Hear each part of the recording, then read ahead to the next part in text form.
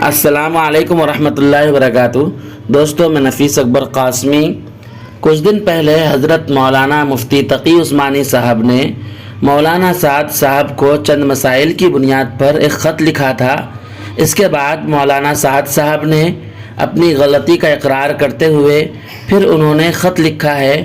کیا ہے اس خط میں، آئیے ہم دیکھتے ہیں۔ 5 ذی القعدہ 1445 ہجری، 14 مئی 2024 عیسوی۔ بسم اللہ الرحمن الرحیم۔ مربی و مشفقی، مشیر و محب، محترم المقام، قابل صد احترام، گرامی قدر حضرت اقدس مولانا مفتی محمد تقی عثمانی صاحب دامت برکاتہم العالیہ، متعنا اللہ بعلومکم واطال اللہ عمرکم۔ السلام علیکم ورحمۃ اللہ وبرکاتہ۔ امید ہے کہ مزاج عالی بخیر و عافیت ہوں گے۔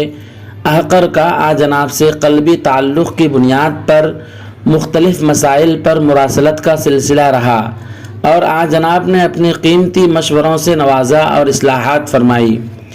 اس خط کے ارسال کرنے کا مقصد یہ ہے کہ بعض احباب نے میرے پاس آپ کی ایک تقریر تحریری شکل میں بھیجی ہے، جس میں میری طرف یہ بات منسوب کی گئی ہے کہ انفرادی دعوت ہر مسلمان کے ذمہ فرض عین ہے، اور یہ بات میں نے جناب کی طرف منسوب کر کے کہی ہے، اور اس کا مطلب بندے نے یہ سمجھا ہے کہ دعوت ہر مومن کے ذمے فرض عین ہے، فرض کفایہ نہیں ہے، یعنی ہر مسلمان خود اس کے پاس جا کر دعوت دے، اور گشت کا موضوع بھی امر بالمعروف اور نہی عن المنکر ہے۔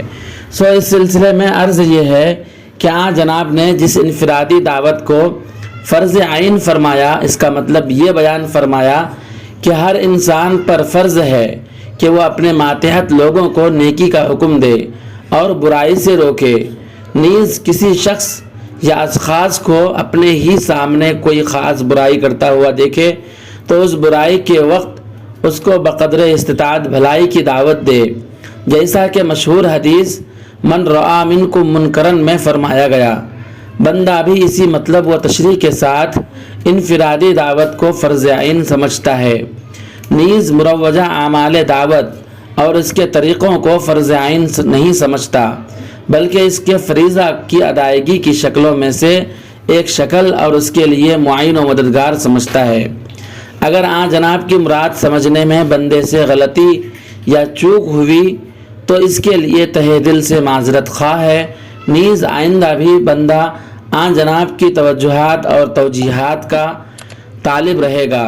دعا ہے کہ اللہ تعالیٰ آپ کو صحت و عافیت کے ساتھ تا دیر قائم رکھے اور پوری امت کو آپ کے علوم، فیوز اور برکات سے استفادہ کی توفیق عطا فرمائے، آمین فقط والسلام۔